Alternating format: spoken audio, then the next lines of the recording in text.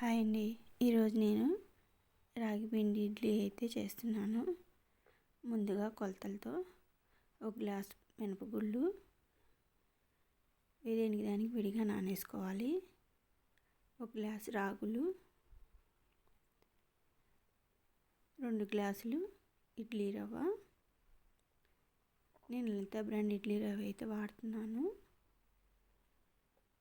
2 గ్లాసులు. ఈ కొలతలతో తీసుకుంటే ఇడ్లీ చాలా మెత్తగాను బాగుంటాయి.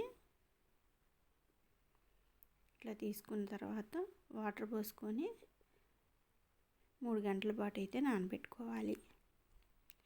నానిన తర్వాత రాగులు మిక్సీ పట్టేసుకోవాలి. ముందు మినపగుళ్ళు కూడా మిక్సీ పట్టుకోవాలి.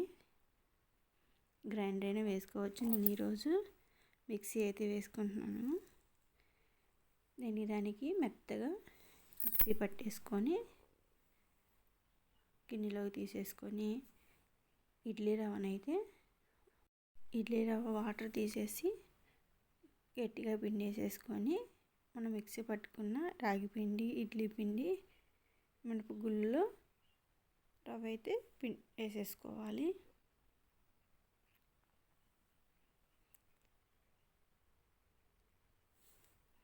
ఈ కొలతలతో చేసుకుంటే ఇడ్లీ చాలా టేస్టీగా ఉంటాయి.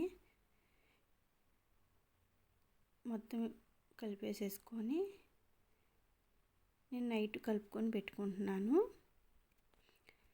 ఈ ప్యాటర్న్ పిండి కొంచెం పలచగా కలుపుకోవాలి. గట్టిగా ఉంటే ఇడ్లీలు ఉడకవండి.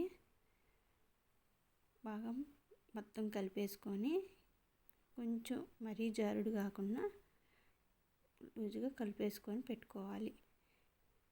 నేను నైట్ కలుపుకుంటున్నాను. ఇడ్లీ అయితే చాలా టేస్టీగా ఉంటాయండి. మొత్తం ఒకసారి కలిపేసుకొని పక్కన పెట్టేసుకుంటాం. ఇదిగోండి, తెల్లారికి ఇడ్లీ పిండి అయితే ఇట్లా పులిసింది. ఇదిగోండి, ఇట్లా వస్తుంది. కొంచెం దీంట్లో ఉప్పు వేసుకొని ఇడ్లీలు అయితే వేసుకోవాలి. నేను కాంబినేషన్గా మామిడి కారము, నెయ్యి, పల్లి చట్నీ సూపర్గా ఉంటాయండి.